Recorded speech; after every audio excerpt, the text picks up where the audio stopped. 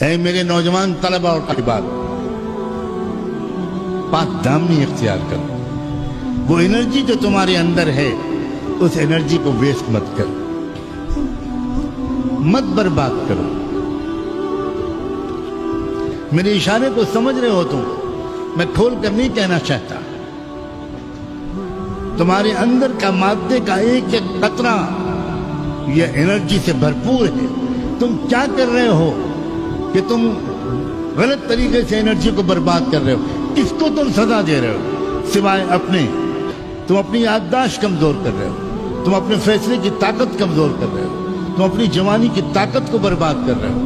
تم شادی کے بعد کی زندگی میں خون کے آنسو رونے کے لیے ابھی سے اپنے آپ کو تم تیار کر رہے ہو۔ کیا کر رہے ہو لڑکوں؟ کیا کر رہی ہو لڑکیوں؟ کیا تم کو اپنے اوپر اتنا قابو نہیں ہے؟ برا نہ ماننا، ہم نے تو جانوروں کو دیکھا ہے کہ کتے نے کتیے کو دیکھا اور پاگل ہو گیا۔ یہ کیا ہے؟ انسانی ارادے سے بھی محروم ہو گئے۔ تقویٰ تو بہت اونچی بات ہے، انسانی شرافت سے بھی گر گئے۔ تمہارے اندر اکیلے بیٹھے ہوئے ہو، کوئی گناہ کرنے کا خیال پیدا ہو گیا تو تم اپنے کو روک نہیں سکتے؟ اتنا نہیں کر سکتے کہ تم لیٹے سے بیٹھ جاؤ، بیٹھے سے کھڑے ہو جاؤ؟ ذرا سی پوزیشن چینج کر لو گے، کوئی گناہ تم سے نہیں ہوگا۔ کتنے آسان طریقے ہیں۔ درود شریف پڑھنے لگو، کلمہ پڑھنے لگو۔ یوسف علیہ السلام کو جب خطرہ ہوا ایک دم سے کہنے لگے معاذ اللہ معاذ اللہ، بچ گئے۔ اتنا بڑا مسئلہ نہیں ہے گناہوں سے بچنے کا جتنا ہم نے اور تم نے بنا رکھا ہے۔ یہ جھوٹ ہے بالکل، میں قسم کھاتا ہوں کہ جھوٹ ہے۔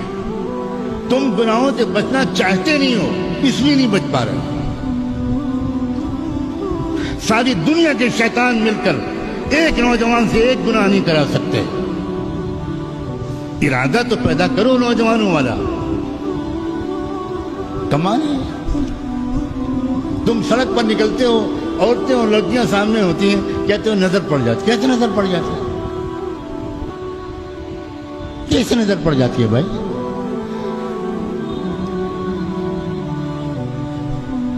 وہ انسان جس کو اپنے اوپر قابو نہ ہو، پھر تم کون انسان ہو؟ تم محمد الرسول اللہ کے امتی ہو، تم سپاہی ہو حق کے لشکر کے، تم بہت بڑے مشن کو لے کر دنیا میں آئے ہو۔ کمال ہو گیا بھائی۔